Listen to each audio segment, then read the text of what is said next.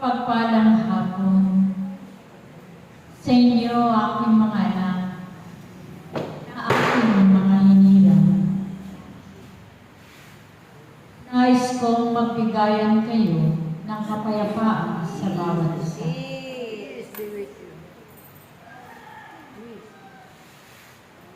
Ako ito, aking mga anak. Ako si Yahweh. Ako si Yahweh. Ako si Yahweh, ang Diyos ng lahat. Ako ang Diyos na nagbibigay ng kapayapaan sa inyong lahat.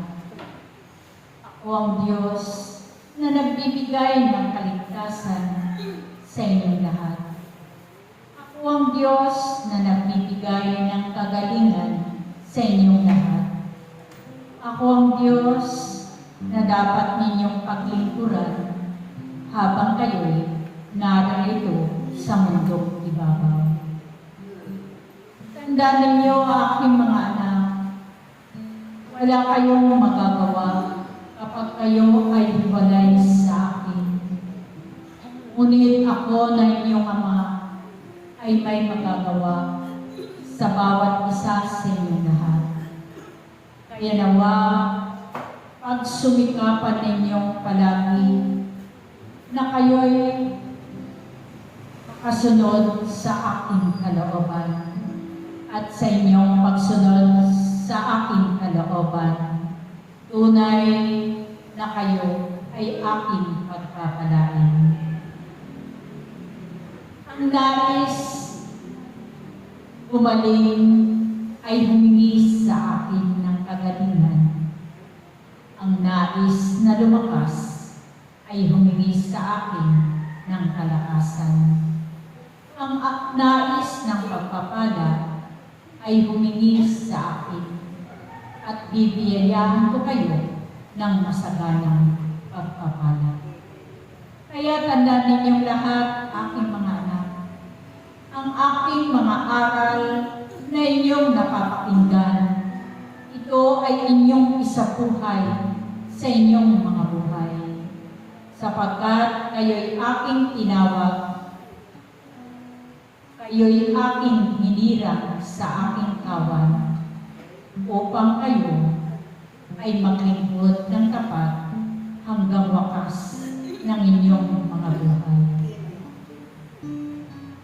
Ang lahat ng aking mga aral, ito ay isabuhay ninyo, aking mga anak, sapagkat ako ang Diyos na kailangan ninyo sa inyong mga buhay.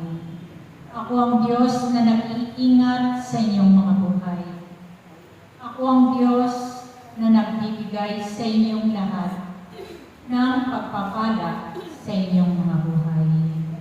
Kung kayo man ay nakakaranas ng kahirapan sa inyong mga buhay, ako'y narito, tawagin ninyo ang aking pangalan at ako'y darating sa inyong mga buhay.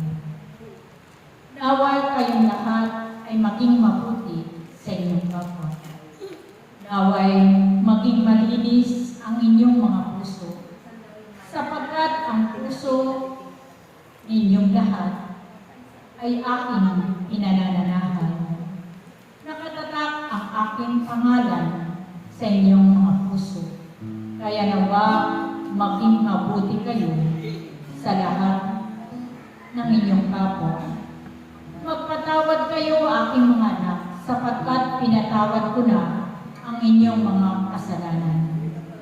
Patuloy kayong umibig sa inyong kapwa na nagkakasala sa inyo. Tandaan ninyo, aking mga anak, kayo ay hinirang ko. Kayo ay aking kalarawan. Kaya nawa makita sa inyo ang mabubuting gawa upang ako'y maparangalan. Sa pamamagitan ng inyong paggawa ng kabutihan, tunay na makikilala ang aking pangalan. Kaya tandaan ninyong lahat, aking mga anak, ang mga itinuturo ko sa inyong lahat. Ito ay isabuhay ninyo at naway hingin ninyo sa akin na tumingo sa inyong mga puso ang lahat ng mabubuting gawa. Tandaan ninyo, aking mga anak, na kayong lahat ay aking kalarawan.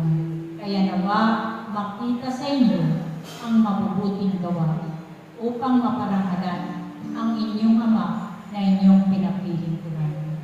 Kaya manatili kayong palagi na umiibig sa akin.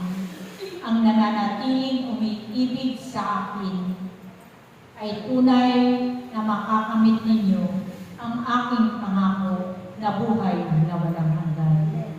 Ang lahat na aking mga tinawag at hinirang ay nakatala ang inyong mga pangalan sa aking aklat ng buhay.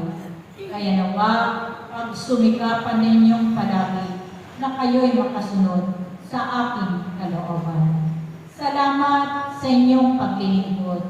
Salamat sa inyong pagsunod sa aking kalooban.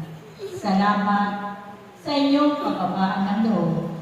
Salamat sa pag-ibig na walang hanggan na patuloy ninyong binabahagi sa inyong kapwa.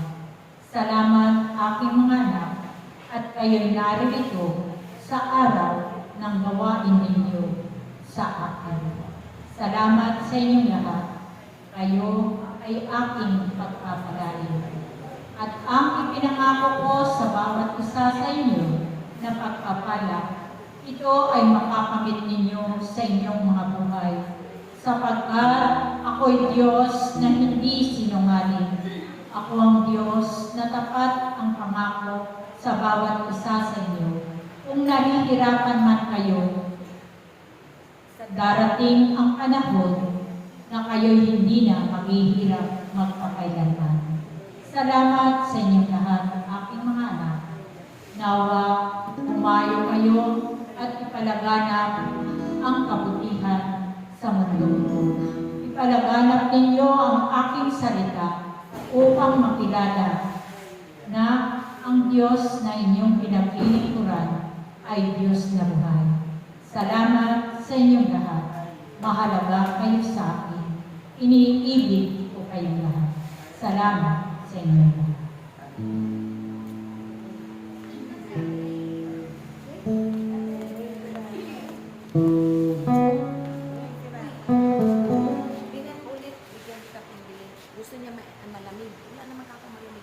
Ngayon, lalako na tayo sa love offering.